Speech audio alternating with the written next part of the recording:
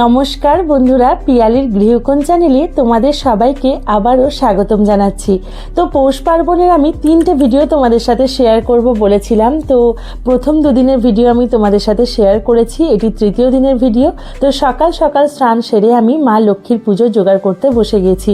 যদিও এটা উঠোনে করতে হয়, তখনকার দিনে সেটাই নিয়ম ছিল। আমাদের এখানে তো আর উঠোন পাবো না, তাই ছাদেই আমি সুন্দর করে মড়াই এঁকে এখানেই লক্ষ্মী পুজো করাবো। প্রত্যেক বছর তাই করি। আর এই গোলাপটা দেখো, ভীষণ মিষ্টি কালার হয়েছে গোলাপটার।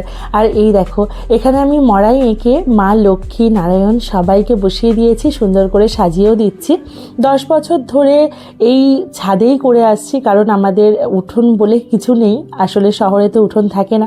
যাই হোক, আর এই দেখো এখানে কিছু গয়না, তারপরে হাঁড়ি কলসি বা উনুন, আদার্স আরও অনেক কিছু আঁকতে হয় এই লক্ষ্মী পুজোটা। আমি জানি তোমাদের বাড়িতেও অবশ্যই আছে এই নিয়মগুলো, কারণ এই লক্ষ্মী পুজোটা প্রতিটি বাংলার ঘরে ঘরে হয়, গ্রাম বাংলার। আর আমরাও সেটার ব্যতিক্রম নয়, যেটা সবার নিয়ম আছে সেটা আমাদেরও একটু এদিক ওদিক নিয়মের তো থাকেই, সবার তো সব নিয়ম সমান হয় না। যাই হোক, আমি এঁকেছি, যা পেরেছি এঁকেছি, খুব একটা ভালো হয়নি, বাট চেষ্টা করেছি। আমি আলপনা দিতে ভালো পারি, কিন্তু এই আঁকা টাকাগুলো, এই ড্রয়িংগুলো খুব একটা পারি না। তবু নিয়ম রক্ষা করে যতটুকু পেরেছি ততটুকুই করেছি। আর এখানে আমি সবাইকে সুন্দর করে বসিয়ে সাজিয়ে দিয়েছি। তারপর এখানে লক্ষ্মী পুজো কমপ্লিট করে দুপুরে ভাত টাত খেয়ে বেরিয়ে পড়েছিলাম আমার বাবার বাড়ি যাওয়ার উদ্দেশ্যে। সেখানে বাবা পঞ্চনন্দের সুন্দর মেলা হয়। তো বাবা, আমি, ছেলে, সোমনাথ দা 4 জন গিয়েছিলাম। শুভ যায়নি, কারণ ও কারখানায় ছিল।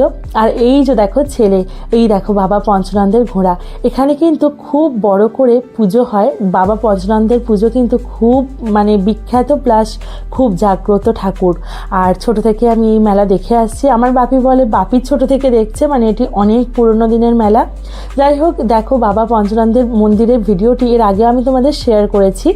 আর এই দেখো বাবা, মা, এখানে রয়েছে দাদা, আর এখানে রয়েছে আমার বাপি। আমরা এই সবাই মিলে এখানে দাঁড়িয়ে গল্প করছিলাম, মেলা দেখছিলাম। এই প্রথম বছর বাবাকে নিয়ে এলাম। বাবা অন্য বছর কারখানায় থাকে, আসতে পারে না। এবছর শুভকে কারখানায় রেখে বাবাকে নিয়ে এসেছিলাম ঘুরে যাবে বলে। যাই হোক, দেখো চারিদিকটা প্রচুর ভিড় জমেছে। সন্ধে হওয়ার সাথে সাথে আরও ভিড় বাড়ে। আর এই বাবা পঞ্চনন্দের মন্দির কিন্তু সত্যি খুব জাগ্রত। সবাই বাবা পঞ্চনন্দকে জয় বাবা বলে একটু প্রণাম করো।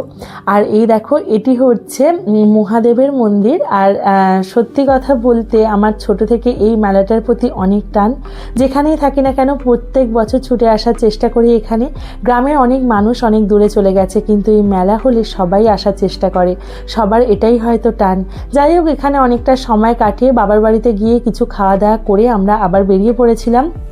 তো এই ছিল একটা তোমাদের সাথে ছোট্ট মিনি ব্লগ। তোমাদের কেমন লাগলো অবশ্যই জানিও। ভালো লাগলে অবশ্যই পাশে থেকো, সাবস্ক্রাইব করো, বন্ধুদের সাথে শেয়ার করো, আর কমেন্টে জানাতে ভুলো না ভিডিওগুলি তোমাদের কেমন লাগছে।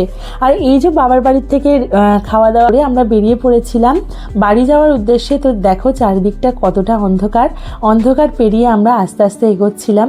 তো দেখো চারিদিকটা কিন্তু ভালো অন্ধকার, আর ভালো ঠান্ডাও ছিল, কারণ পৌষ পার্বণের সময় তো ওই সময়টা বিশেষ করে ঠান্ডা থাকে। তো যাই হোক, গ্রামের ব্যাপার বুঝতেই পারছো, গ্রামে মোটামুটি 8টা, সাড়ে 8টা, 9টার পর থেকে রাস্তাঘাট পুরো ফাঁকাই থাকে। তারপরে এই যে হাই রোডে উঠে গিয়েছিলাম। এই করে ফিরতে ফিরতে অনেকটা রাত হয়েছিল, তারপর আর ভিডিও নেওয়া সম্ভব হয়নি। যাই হোক, আমার মা সব খাবার পাঠিয়ে দিয়েছিল, রাত্রে এসে রান্না করারও কোনো ব্যাপার ছিল না, এসে খেয়ে নিয়েছিলাম। আর এই দেখো ভোরবেলা আবার উঠেছি আমাদের নিয়ম পালন করতে, কারণ ওই যে ধানটা কালকে পেতেছিলাম লক্ষ্মী পুজোর দিন, সেটি আজকে বাবা তুলবে। এটি ছেলেদেরকেই তুলতে হয়, তো এটি বাবা, ওই জন্য প্রত্যেক বছর বাবাই তোলে। আর এই যে সেই নিয়মটাই পালন করছি আমি, পাশ থেকে শাঁখ বাজাচ্ছিলাম। তো এটি ছিল আমাদের একটি লক্ষ্মী পুজোর নিয়ম। তার সাথে আমি টুকটাক তোমাদের সাথে ভিডিও শেয়ার করলাম। কেমন লাগলো অবশ্যই জানিও, পাশে থেকো। ধন্যবাদ।